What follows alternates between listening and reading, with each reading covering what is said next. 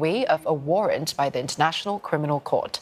Mr. Duterte is facing charges of crimes against humanity over his war on drugs.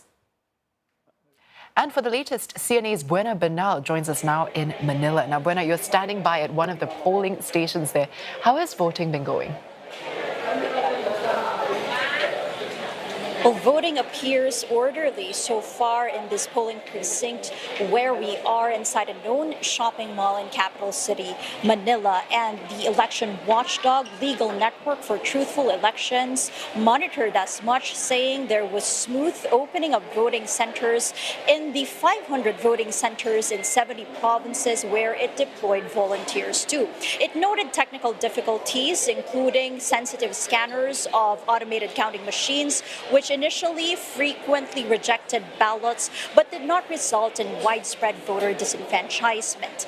It also noted high turnout from vulnerable sectors, including persons with disability, senior citizens, pregnant women who availed of the early voting period from 5 a.m. to 7 a.m. ahead of the opening of voting centers for the general population. Another election watchdog, the National Citizens Movement for Free Elections, also noted some recurring difficulties every election season, including difficulty in finding names in voter lists and overcrowding in voter assistance desks. But what's principally at stake here in these elections, as you mentioned, is half of the 24 seats of the Philippine Senate that will convene as an impeachment court for the trial of Vice President Sara Duterte, who, if found guilty, will be perpetually disqualified from public office, voiding any possible 2028 presidential run. And that's important because in mid-March, following the arrest of her father, former President Rodrigo Duterte, by the International Criminal Court for alleged crimes against humanity, she was seen in a survey as a front runner in that race. Now, this makes this election essentially a battle for continuity between Marcoses and the Dutertes. Let's hear from Filipinos on the ground. Karapatan to ng bawat pamamayang Pilipino na bumoto at bumoto ako dahil naniniwala ako sa pagbabago ng Pilipinas. Naniniwala ako sa mga senador na iboboto ko na sila yung aahon sa Pilipinas. Walang korupsyon sa mga pangako nila, naniniwala ako.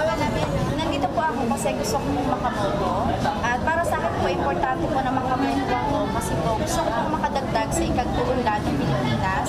Kasi po, hindi po ako makaboto. Sayang naman po yung chance. And karapatan po natin lahat. Now, when voters there are talking about exercising their right to vote, but there are also some reports of vote buying and also poll-related violence. Can you tell us what that's all about?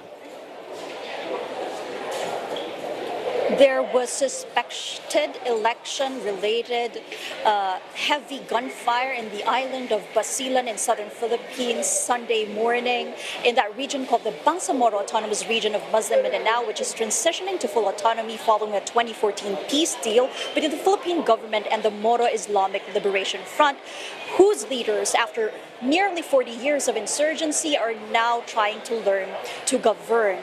That clash was between political clans involving a sitting town mayor and a sitting local village chief. And according to the general in charge of that island, the heavy gunfire Sunday forced several families to flee their homes. According to election watchdog Parish Pastoral Council for Responsible Voting, at least 4 ended dead during that clash and others injured as well. Now, it's important to note that clan feuds have been recorded in that area ahead of the elections, but not all of them have been election-related. But with politics now mixed in, you see that violence is more pronounced. Prior to the elections, 13 of the active 28 clan feuds in and around that region were linked with the MILF, that Muslim rebel group that's transitioning to governance right now. Now, cases of vote buying are also being monitored by the Philippines Commission on Elections,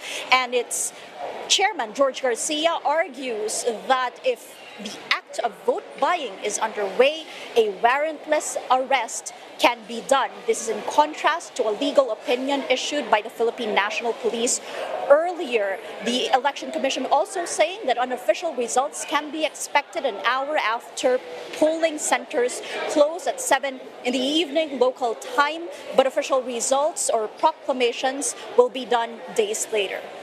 Buena, thank you so much for that update. There was a Buena Banal live in Manila. Now, Michael Henry